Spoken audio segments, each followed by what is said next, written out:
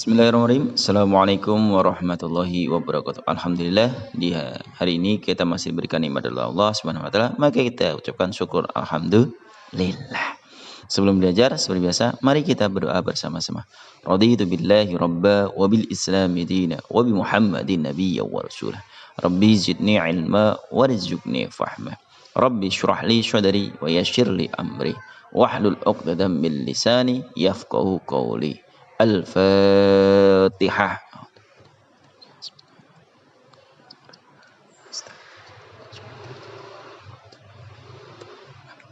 Amin, amin, ya robbal alamin.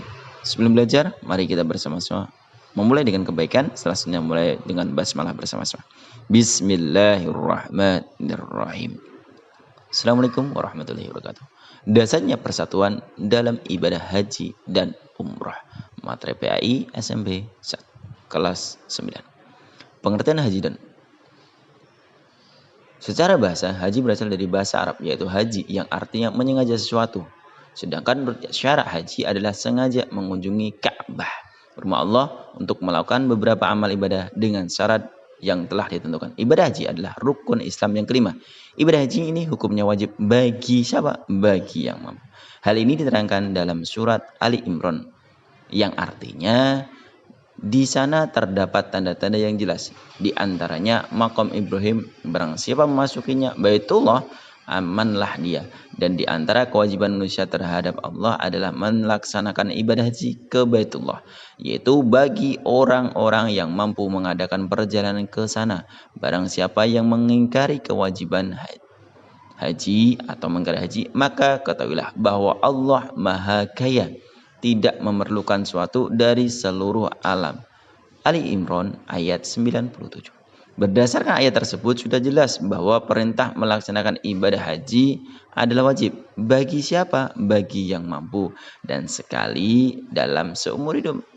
Jadi kalau mampu sekali dalam seumur hidup itu haji.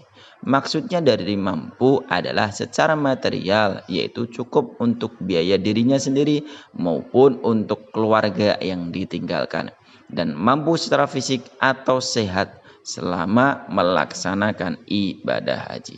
Di samping dua hal yang tadi, juga tersedia transportasi yang aman menuju Makkah. Itulah dalam ibadah haji, harus mampu materialnya. Di samping wajib melaksanakan ibadah haji, umat Islam juga wajib melaksanakan ibadah umroh. Oleh karena itu, para jamaah haji pada saat di tanah suci melaksanakan ibadah haji dan ibadah umroh. Adapun tata cara melaksanakan kedua ibadah itu ada 3 macam. Apa itu? 1. Ifrad.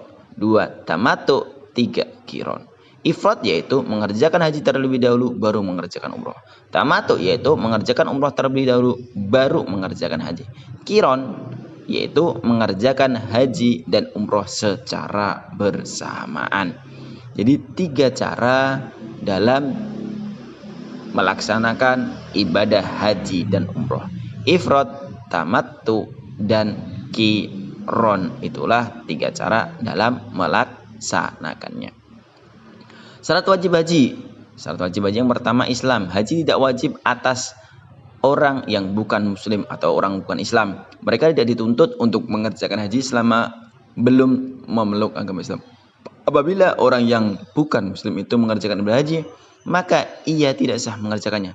Jika orang yang bukan muslim tersebut pernah melaksanakan haji kemudian ia masuk Islam, masih mempunyai kewajiban melaksanakan ibadah haji. Balik, anak kecil belum memiliki kewajiban untuk melaksanakan ibadah haji.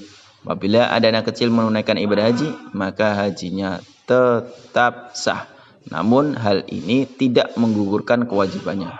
Artinya kelak, kalau ia sudah dewasa, masih tetap mempunyai kewajiban untuk menunaikan ibadah haji. Syarat selanjutnya, berakal sehat. Orang yang akalnya tidak waras atau gila tidak wajib melaksanakan haji. Orang semacam ini tidak mempunyai kelayakan untuk mengerjakan ibadah. Apabila orang gila menunaikan ibadah haji, maka hajinya tidak sah. Merdeka melaksanakan haji bagi hamba sahaya orang yang tidak wajib. Kenapa? Sebab haji adalah ibadah yang lama temponya, memerlukan perjalanan jauh, dan diisyaratkan kemampuan dalam bekal harta. mampu fisik, materi, dan melaksanakan ibadah haji, yaitu ke Makkah. Selanjutnya kita akan membahas tentang rukun haji. Rukun haji yang pertama niat dan memakai baju ihram. 2 wukuf, 3 tawaf, 4 sa'i, dan 5 tahallul. Setelah itu selesai. Syarat ketika baru sampai di Makkah sebagai sholat tahiyatul masjid. Tawaf ibadah adalah tawaf rukun haji. Tawaf wada adalah tawaf dilaksanakan ketika akan meninggalkan kota Makkah. Tawaf tahallul adalah menghalalkan barang yang haram karena ihram. Tawaf kan karena ada nazar. Tawaf sunnah adalah tawaf yang apabila dilaksanakan ditinggalkan, ya tidak apa-apa. Sa'i adalah berlari kecil dari Bukit Sofa ke Bukit Merah. Dimulai di Bukit Sofa, diakhiri Bukit Merah, dilaksanakan 7 kali. Dilaksanakan sudah tawaf, baik tawaf rukun plus sa'i. Tahallul itu apa? Tahallul adalah mencukur sekurang-kurangnya 3 helai rambut. Tertib yaitu mendahulukan yang dahulu di antara rukun-rukun itu. Jadi tidak boleh kita tertib dulu baru tahallul. Kita dari nomor 2 dulu baru 1. Jadi harus tertib 1 sampai 5 atau rukun-rukun dalam ibadah haji harus tertib atau berurutan. Wajib haji. 1. Ihram dan mikot. Ihram dari mikot yaitu batasan waktu dan tempat yang telah ditentukan. Ketentuan masa mikot yamani adalah dari awal bulan Syawal sampai terbit fajar hari raya atau hari raya haji. Ketentuan tempat Makkah adalah mikot, tempat ihram orang yang tinggal di Mekah. Zulhulaifah adalah mikot, tempat ihram orang yang datang dari arah Madinah dan negeri-negeri yang sejajar dengan Madinah. Jufah adalah mikot, tempat ihram orang yang datang dari arah Syam, Mesir, Maghribi, negara sejajar dengan negeri tersebut. Yalamlam adalah mikot, tempat ihram orang datang dari arah Yaman, India, Indonesia, dan negeri yang datang dari arah negeri tersebut. Kormul Manazil adalah mikot, tempat ihram orang yang datang dari arah Najdil, Yaman, Najdil, Hijaz, negeri-negeri yang datang dari arah negara tersebut. Jadi jika ada pertanyaan, mikot itu apa? Mikot adalah tempat ihram, yaitu mikot. Yaitu Irikin adalah mikot, tempat ihram orang yang datang dari arah Irak dan negeri-negeri yang datang dari arah negara tersebut. Baik penduduk negeri-negeri yang ada di negeri Mekah dan mikot tersebut adalah mikot tempat ihramnya dari negeri masing-masing di mana mereka tinggal. 2. Berhenti di Musdalifah. Berhenti di Musdalifah sesudah tengah malam di malam hari raya haji. Sudah hadir di padang Arafah.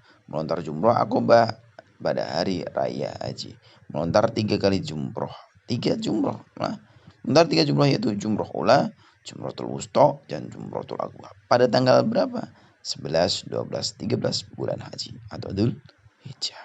Melontar jumroh dilaksanakan sudah tergelincir matahari pada setiap harinya dan sebanyak 7 kali untuk tiap-tiap jumroh. Kalau ada pertanyaan, melontar jumroh itu ada berapa? Ada 3.